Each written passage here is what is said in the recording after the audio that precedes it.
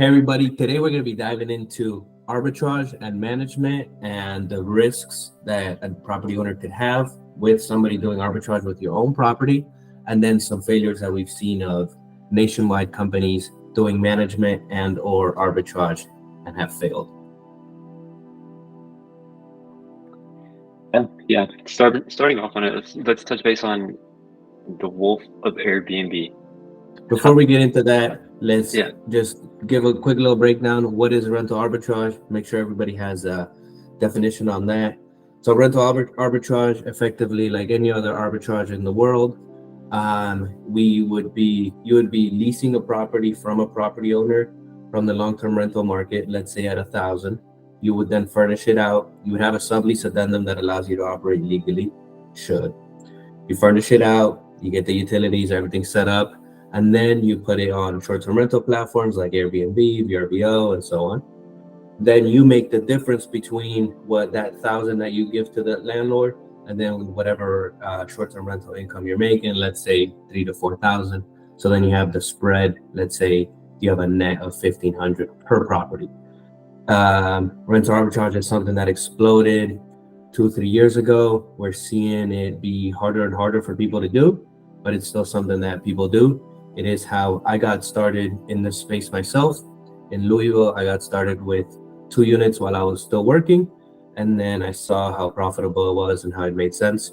So I just went ahead and did that, grew it to about 7-8 units around Louisville, and then expanded outside of Kentucky into Ohio, Florida, now with Justin, and so on. Yeah, I had a similar startup with you, Michael. I mean, you showed me the ropes. I think we touched base on that on one of the other podcasts that we had. And reiterating and touching base back on the addendum. This will lead into the segment that we're about to talk about. Make sure you have your addendum. Make sure you get permission from the landlord that you can do arbitrage. Because if not, I mean, you're just shooting yourself in the foot, and then effectively committing fraud. But because the standard lease language doesn't allow you to sublease, doesn't allow you to operate a business. That's why we sometimes we see on content people say, "Oh, this is not legal. You can't do this." With a standard lease, that is true, but with a sublease addendum that then allows you to operate, allows you to market, allows you to conduct business on the property, those 3 are the key things. Then you're good to go. But most people don't know that or have that pretense. Yeah, and that's where they fail to do anything, and then they get themselves into trouble, and then what happens next? You end up like the Wolf of Airbnb. But let's and I'll share my screen here just so we have some information on this. He's a guy out of Florida that went up to New York. Why is he gonna be out of Florida? Because Florida, the law wouldn't be on his side with something like this. But New Florida York man was able to do this for 10 months or so without an issue. But effectively, a little summary, his name is Konrad Bicher, and he was illegally subletting. So he did effectively what we said not to do. He had just a standard lease that he said he would be staying at the property, and then did not do that. Had other people at the property. Not only that, like that's not even the worst part. Like that's bad in terms of like security, protection for the owner, protection for the guest.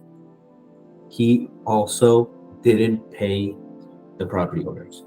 So instead of just trying to make the money on the spread, he was keeping the whole thing. And he did this with 18 different properties there in New York, which is a crazy thing to do. And eventually he did get caught. He is now still, they're still working through it, but what we're reading here is he faced $150,000 fine. He agreed to pay $1.7 million in forfeitures, which effectively just means rent payments that he has to pay back. And the really crazy thing, like this is like classic like scammer or like fraudster, but doing stuff like putting himself up on a private jet and just showing like, oh, I got this business rolling well, and of course he did not have it rolling well like that. Reminds me of the Tinder swindler. My gosh, the people, they have the balls to do this. I mean, Yeah. And as we were reading more about him, not only did he do this fraud, but he also did some PPP fraud, so that those COVID loans that were going out to help people with their, payroll, different things like that. He went ahead and pulled 4 different ones for this and received north of $500,000. So with that, he was able to use that money to buy not buy new properties, because rental arbitrage is lease, sorry, just to get into new properties and keep doing what he was doing, and grew like that. Crazy story, something to really be wary as a property owner of, like, hey, if somebody's going to do rental arbitrage in my property, know what it is, have the proper protection in your end, have that sublease addendum, vet the business, check their credit, see when they started the business, and just get a better idea of, like, are they doing everything well? Usually, you can have on most applications, there's a couple of spots for landlord references. We have great references, but if you're wary of somebody, hey, call those references. Hey, how are they doing with your property? Are they doing a good job or not? It's not like a standard lease, because it's not like, hell, how did they do last year when they were living there? No, it's like, hey, how are they still doing? Because they should still be operating in those properties if they're doing a good job. Yeah, we're showing you this not to make fun of the guy, or make any kind of jokes about it, but just so owners are aware of the potential stuff that could happen out there. I mean, anything's possible. Anyone can find a little loophole, or in this guy's case, take out loans during COVID times of hardship, and then also, not pay rent effectively, which terrible. And that was at the end of this article, it shows over here, he faced several lawsuits for similar conduct. So it is not something new for this guy. This was just his new rift. Effectively just somebody that will go from rift to rift. Hasn't been sentenced yet, but a little more info on it. There is some info from the Department of Justice related to him, but effectively just said that he was getting into the agreements under false pretenses and made false statements to obtain loans. So not only did he effectively, he did false bank statements to try to get into properties, because he probably didn't have the finances to show, like, hey, I can actually get into these 5 units or whatnot.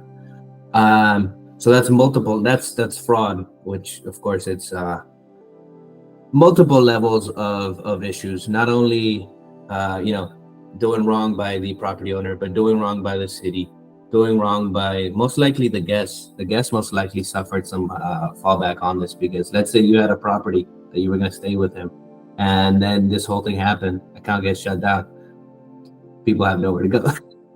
So gotta think about everybody. But this is a really interesting story about a specific person that tried to take advantage of the system, didn't do the things right. These are some stories that we hear that people say, oh, short-term rentals aren't good, short-term rentals are doing bad for the city. This kind of thing, it's bad. This isn't helping anybody except this guy's pocket. Exactly. But as you can see, people that do this, they will get caught. This is not something that should be allowed, or should be, with no issue. And then guys, like, this is the kind of stuff that gives Airbnb sometimes a bad rap, or it gives the short-term rental operators a bad rap because of rotten fruit like this sometimes, which sucks.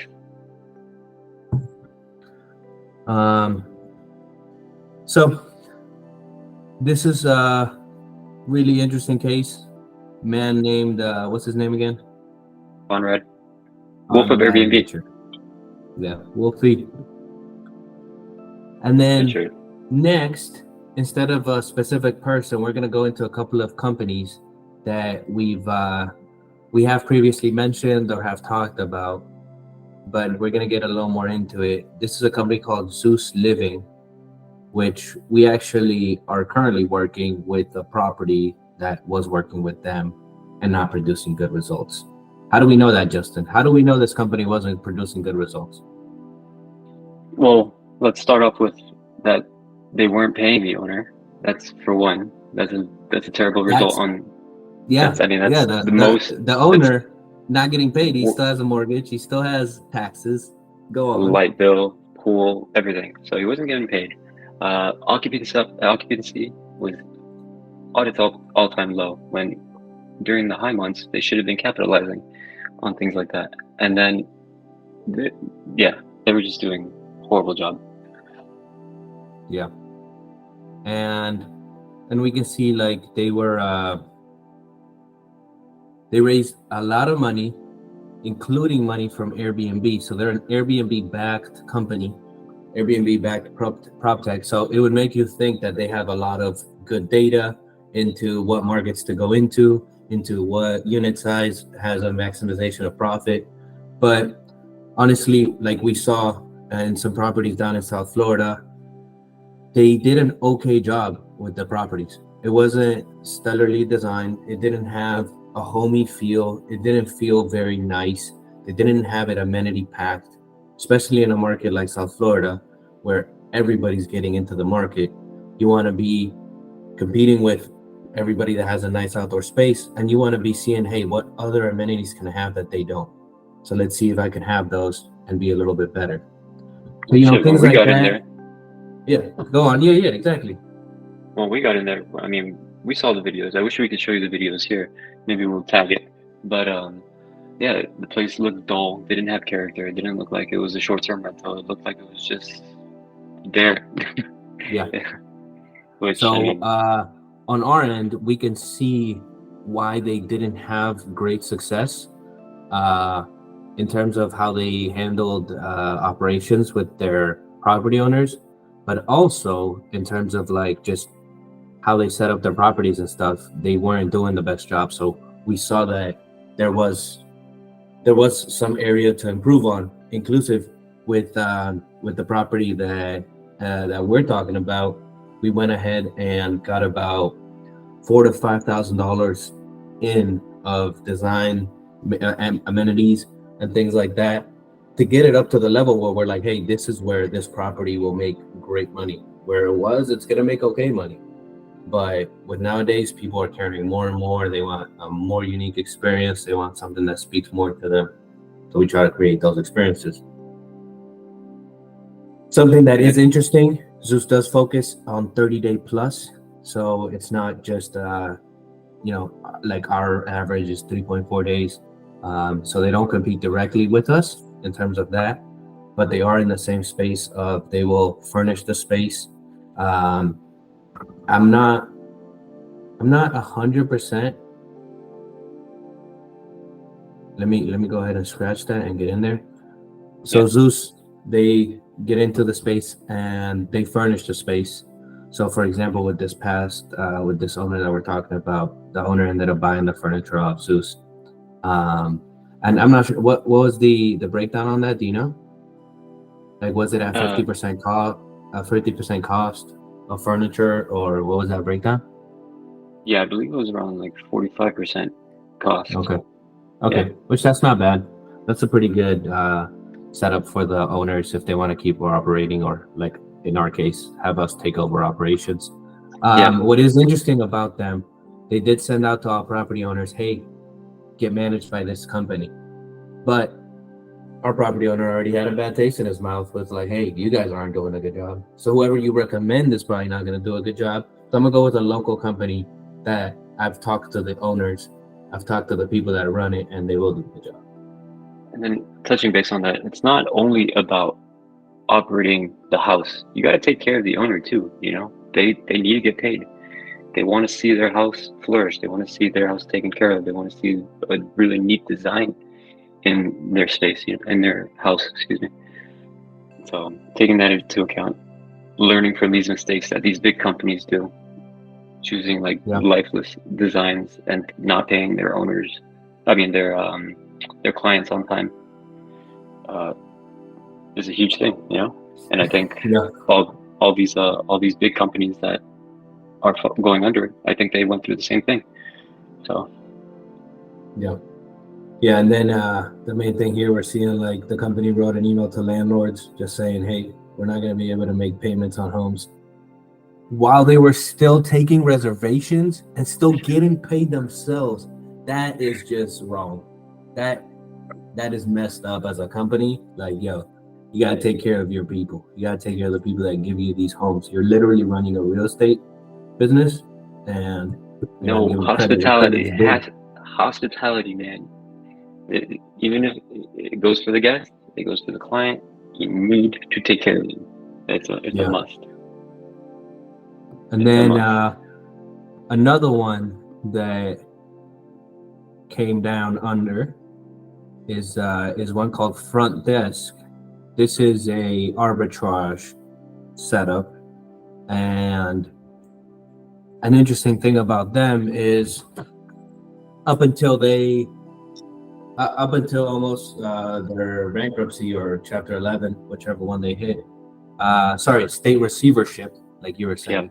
So they didn't file Chapter 11. They're actually going to keep going with operations to try to recoup.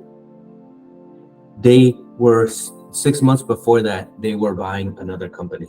So it just shows how a lot of these nationwide companies get funding and then aggressively grow to try to get a return on that funding, and then you see it not work out. So what does this tell you?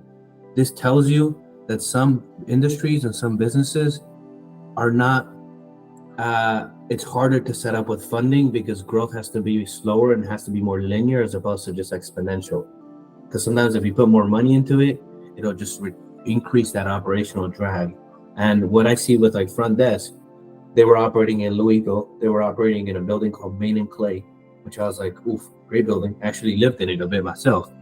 And then I was like, oh, it's a building I would want to operate in. Building operated by Greystar, great people. I was like, all right, there's already a property in there. That means I could be in there.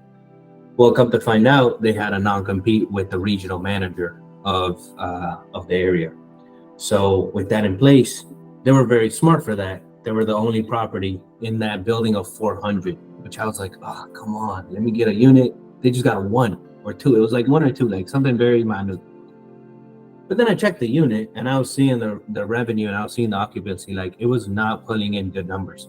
And that was a luxury apartment, one of those that rent will be 20-30% more than market. Mm. So they were paying that 20-30% more than market, and we're making less than properties that I had that weren't lux priced properties. So I was like, they're clearly not doing a good job with managing this one. Which just makes me think that they're not doing a good job with managing the 1,000 furnished units they have, Big time mistakes that these people make. Yeah. I mean, I think right they there, make these mistakes because of all the capital that they raise, over leveraging. Yeah. And we see that 7 months. Yes, 7 months after, 7 months before they went broke was when they bought another company called Zen City and acquired about 160 or so apartments more. And what's really messed up, the CEO, this man, look at how he did the layoff. This is like a classic, like COVID style. 2 It minutes. was a Zoom meeting, wasn't it? Google Meet. Yo, Oh, it was a peace out, Google guys. Meet. Everybody's out. That's just messed up. Imagine. Hold on. Let me see. Hey guys, I'm the CEO. You're laid off. Bye. And then they're working through reservations, which is interesting. But what we can see here is like it was founded in 2017, raised 26 million. It raised a good bit of money, and it had about, I believe, 4 different raises. So it was never, companies like this make me think that it was never cash flowing. It was always just a machine that took cash in and you're trying to turn cash out. But like this space, I just see it that it's very segmented. I see it that nationwide companies that try to do this don't have much success. Even the ones that are still operational, we believe that they are going to have some issues. They're going to be segmented. It makes more sense to just operate locally than operate at a nationwide scale. Of course, nationwide, you get the benefits of brand, but the drawbacks of just operations suck. Yep. And when we say manage locally, we mean hire those local managers, those local management companies that know the area more than these big companies do. Yeah. That's what we mean. Just to clarify. Yeah. So, and then effectively we're seeing on the website, like they just effectively showed that on the 25 markets that they're at, it just shows no stays available. So effectively just showing, even though they grew aggressively so much and they acquired units from other companies, they never hit some kind of profitability or some kind of I don't know if they were trying to get to a certain number of like units and say, all right, if we have 10,000 units under management, we will hit a, an operational benefit or something. But I don't think they got anywhere. I don't think that's possible with this kind of space and how hospitality is and how one-on-one it is. Trying to get at that scale is just very hard. I think they were scaling so much, they were just leaving so many gray areas. Well, I mean, that's what they did. Yeah.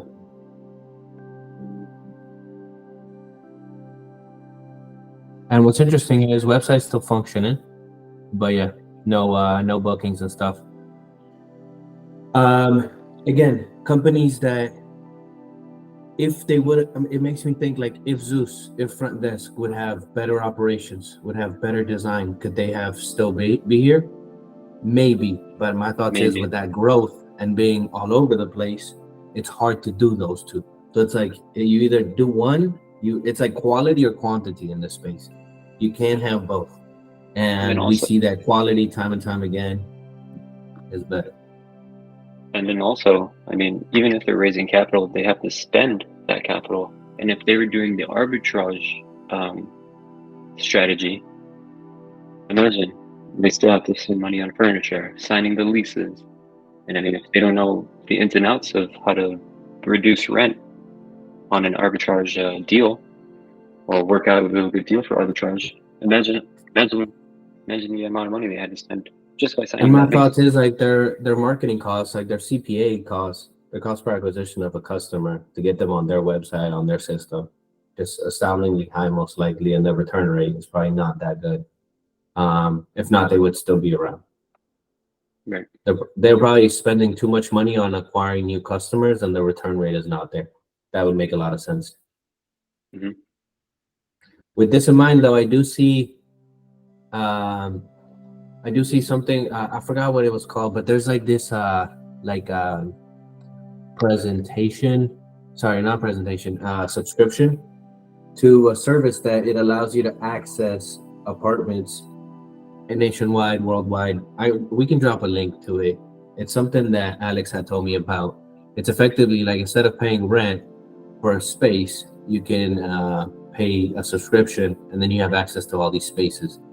And it's like in 30-day minimum, something along the lines of that. That kind of thing, I think, will keep growing as more people want to either just be more remote. People like my brother that just travel while they're working and stuff. That I think is something that's going to keep growing, but that's more subscription and social and community based as opposed to just like the real estate and then not done right. Right. So that would kind of be like a timeshare kind of thing, wouldn't it be? And timeshares are kind of dead. But they don't own the property. They have no connection to it. They don't own any property. They just have a subscription where they can stay places. I believe it's called like Wander something. I don't know. Let me not say something because it's not going to be it. Yeah. We'll do our research. We'll get back to it, and then we'll probably make a podcast about it. So you guys, But effectively, like what we're seeing is, as the market is getting more professional, as units are getting better and better, you need better interior design, and we're seeing that these nationwide companies are just having more failures.